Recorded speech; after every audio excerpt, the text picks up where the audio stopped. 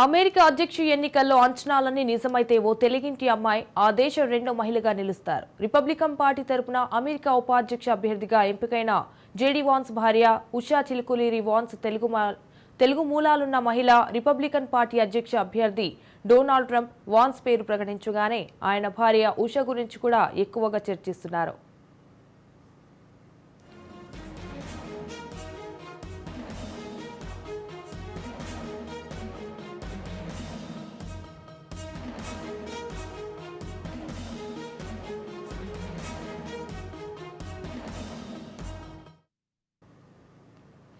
America అధ్యక్ష ఎన్నికల్లో ఇప్పుడు కొత్తగా వినిపిస్తున్న పేరు ఉషా చిలుకూరి వాన్స్. పేరు చూస్తే తెలుగు మూలాలున్న మహిళగా అర్థమవుతోంది.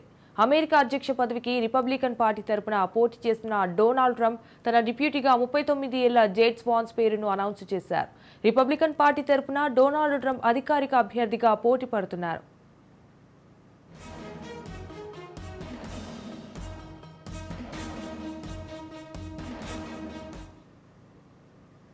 మిల్వాకీలో జరిగిన పార్టీ కన్వెన్షన్లో ఆయన వాన్స్ పేరును స్వయంగా అనౌన్స్ చేశారు. తనపై హత్యాయత్నం తర్వాత ట్రంప్ పాల్గొన్న మొదటి కార్యక్రమం ఇదే. వాన్స్ పేరును అనౌన్స్ చేసినప్పుడు ఉషా అక్కడే ఉన్నారు.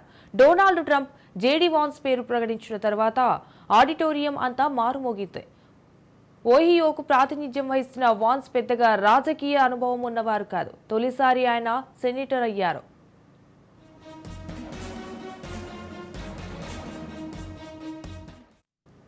కానీ వయసులో పెద్దయిన ట్రంప్ తన టీంకు యంగ్ లుక్ ఇవ్వడం కోసం 39 ఏళ్ల వాన్ను ఎంపిక చేశారు.